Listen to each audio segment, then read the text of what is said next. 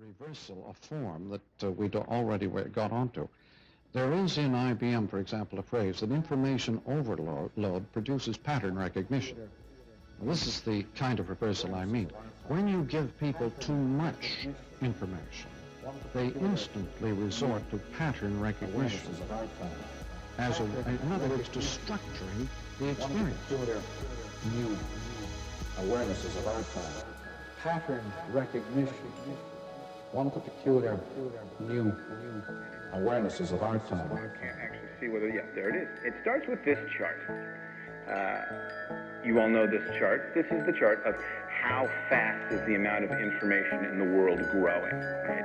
And no matter who does the chart, it always looks like this. It's always up and to the right, and the rate of increase is always increasing. We love this chart. Right? This chart makes us feel better. This is why I'm not getting anything done. I'm suffering from information overload.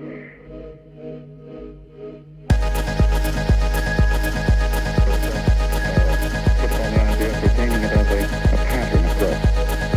The idea of pattern recognition, one of the peculiar new awarenesses of our time, is the result of speedup. When things move very quickly, their pattern of form of them appears very plainly. Information overload. This is the chart of how fast is the amount of information in the world growing.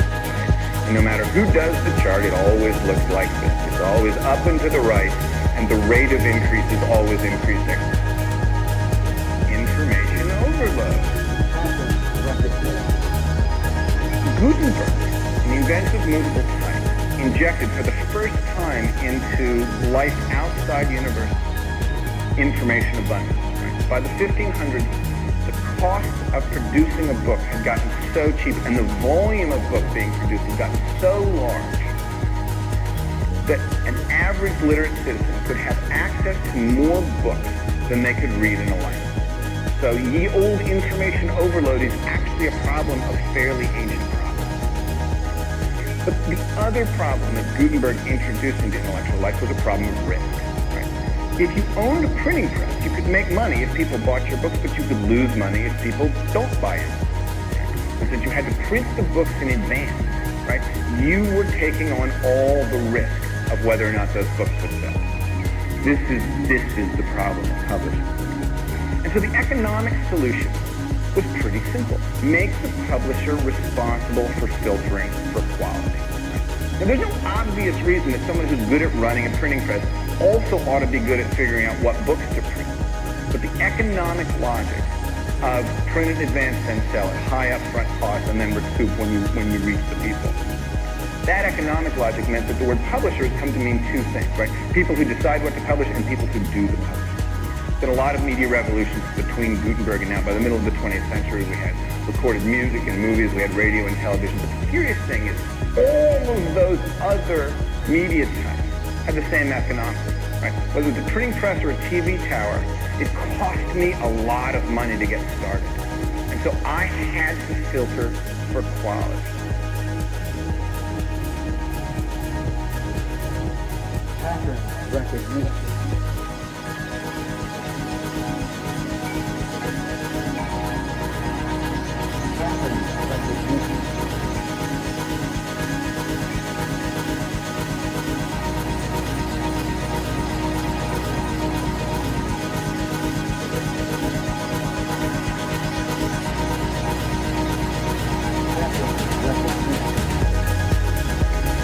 Here's what the internet is.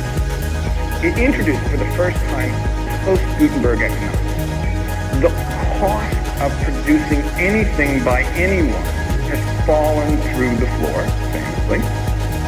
And as a result, right, there's no economic logic that says you have to filter for quality before you publish. Proof of this hypothesis I leave to you. I recommend starting with LiveJournal, but you can pretty much start anywhere, right, and discover that the filter for quality is now way downstream of the site of production. So what we're dealing with now isn't information overload, because we're always dealing with information overload. Tim talked about the singularity earlier, but when you're on a chart like this, it's always the singularity. No matter where you are, the past always looks like a walk in the park, and the future always looks like a cliff face.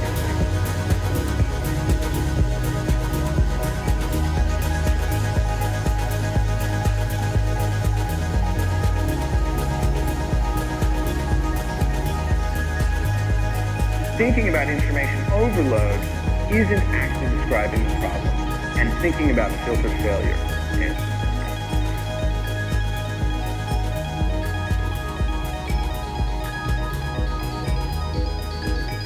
This is the chart of how fast is the amount of information in the world growing. Right? And no matter who does the chart, it always looks like this. It's always up and to the right, and the rate of increase is always increasing. Filter for quality. Information overload. Filter for quality. Information overload. Filter for quality.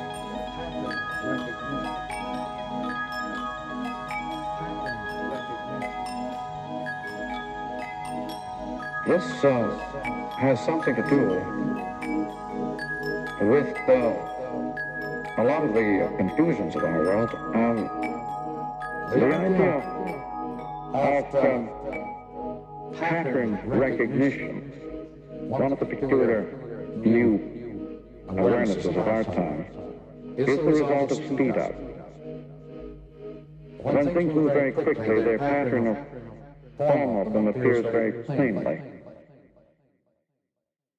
If that's the normal case, right, then thinking about information overload isn't actually describing the problem, and thinking about filter failure is.